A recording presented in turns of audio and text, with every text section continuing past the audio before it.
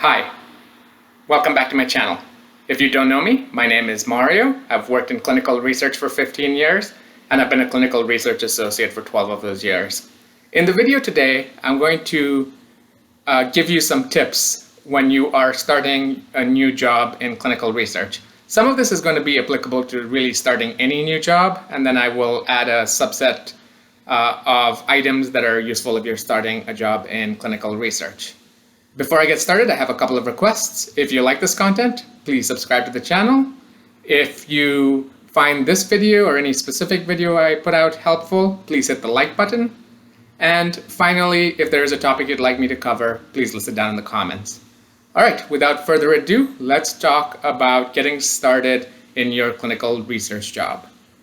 So my first tip is to take some time and celebrate. You've worked hard, you've gone through the interview process, and you've gotten the job. Be sure to take some time and enjoy this. Once you're offered the job, there will be a task list. So for a clinical research associate job, this task list normally involves commencing a background check and a drug test. Anything that you need to do, try to get it done as soon as possible. This will ensure that you're able to start on your intended start date. The next thing that I would do is reread the job description. This is just helpful to remind yourself what the expectations of the job are. I will add one more thing here. Make sure you maintain flexibility and keep that attitude throughout. For example, some CRAs out there feel that they're often asked to do things that are not quote unquote part of the CRA job description. You don't want to become the person that complains about everything. So whatever you're being asked to do, as long as it's not illegal, you should do it. I have one particular example that comes to mind. Many CRAs complain about the need to file regulatory documents into the trial master file. Many CRAs feel that this is a clinical trial associate task. However, if you're a CRA and you're being asked to do it, do it. All right, so that said, the next thing that I would do is look over the benefits package. Before you start, you have ample time to read and reread the benefits package, list any questions, find out what type of healthcare options, dental options, vision options you would select. This way you have that information ready to go for day one. So take your time, go through the benefits package, and having this will be useful. Jot down any questions that you may have about the benefits being offered.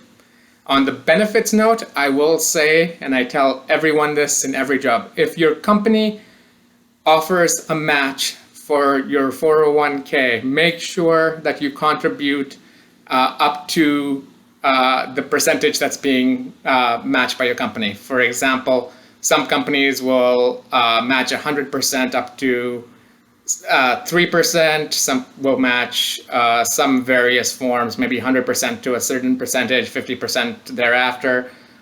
Usually companies match up to about 6%. So make sure you're contributing to the percentage that you take full advantage of your company's match.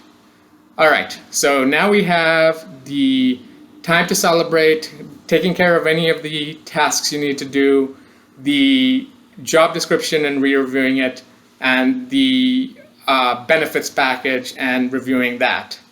So those are some pretty generic things that you should do when starting any new job. So if you're starting a job as a clinical research associate, and especially if this is your first job as a clinical research associate, what should you do? So I highly recommend getting a good ICH GCP book. There's one that was put out by Barnett that I used when I got started. It was a question and answers guide to common difficult interpretations of GCP. So if you can find a book like that, I would invest in it, read it. I used to put it on my nightstand, read a couple of regulations every night, and make sure I really saw what the debate in clinical research over the interpretation of the regulations were. If this is your first job, you might not necessarily have enough background to digest everything that's being put out, but it is good practice to just read both the regulations and discussions on how to interpret the regulations. The other thing that I would do is go and look at the FDA's guidance to industry, see if there's anything recent there. It's a good idea to keep abreast of regulations and know what's come out recently. One of the big things that came out a couple of years ago was the idea of targeted and remote site source data verification. So there's a whole guidance to industry about that and a move away from what's called 100% source data verification. But like I said, just go through, see what you find interesting, read it. Chances are once you begin your job, you'll have a lot of what's called onboarding, where you'll read company-specific policies, you'll be trained on the specific studies you're working on. You just want to make sure you have some background into ICH, GCP, into FDA regulations. So it's just good practice to do that. Now, aside from that, as a clinical research associate, and I've hit on this in a couple of videos, you'll be traveling a lot. So now's a good time to actually go ahead and pick your airline. Chances are your company might direct you to a certain rental car company. If you like to use car rentals, I'm one of the car rental people out there. I have a lot of coworkers that swear by Uber and Lyft. Whichever you prefer, it doesn't matter as long as your company allows you that flexibility. So take time to sign up for frequent flyer programs, frequent renter programs, etc. And yes, hotels and their programs as well. I feel if you're going to be a clinical research associate, your choice is basically going to be either being a Hilton person or a Marriott person. That seems to be the two that CRAs choose between. Often, if you're going to stay in the industry long enough, you can get lifetime status at various hotels.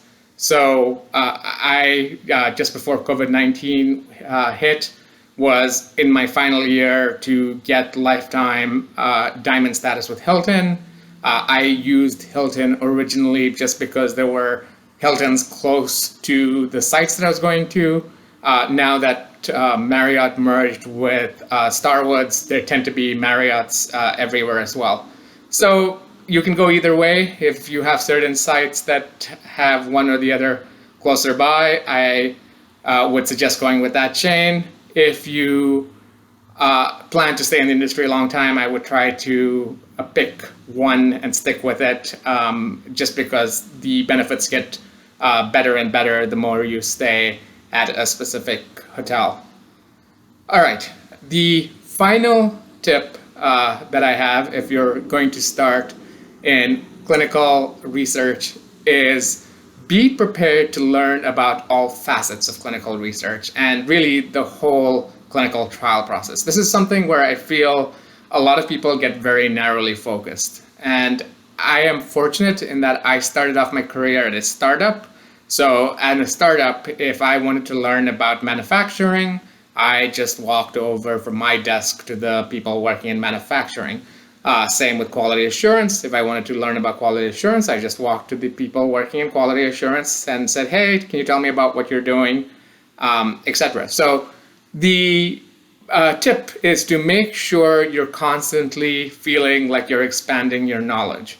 Once you get to a point where you plateau and you stop feeling like you're learning, it's just not a great feeling. Like you don't really know everything, but you're not sure how to continue learning. So this gets a little harder in bigger companies. You can't just walk over to the regulatory department and say, hey, can you teach me about what you're doing in regulatory today? There are several ways to address this. One is oftentimes companies will have weekly calls where you can be trained on different things. For example, I work in oncology. My current interest is in CAR T cell therapy. I don't have a background in CAR T cell therapy, but my company offers a weekly call where I can learn about different topics related to CAR T cells.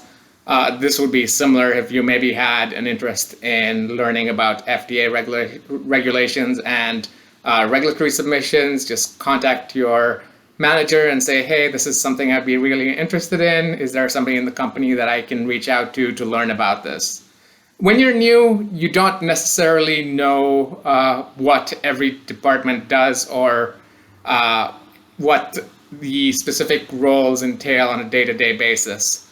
So it is very good to get to see how different things operate, and it's something I would take advantage of. So first, learn your job, and along the way, maybe you'll read a standard operating procedure for quality assurance and say, hey, I would like to learn more about this, or regulatory submissions, or manufacturing, really anything that piques your interest. I always encourage people to develop their knowledge base. Some of this may be helpful, some of it may not be, but knowing all the different facets that go into the clinical trial process will help you decide how you want to gear your career longer term. So I'm currently a clinical research associate. Like I said, I focus in oncology.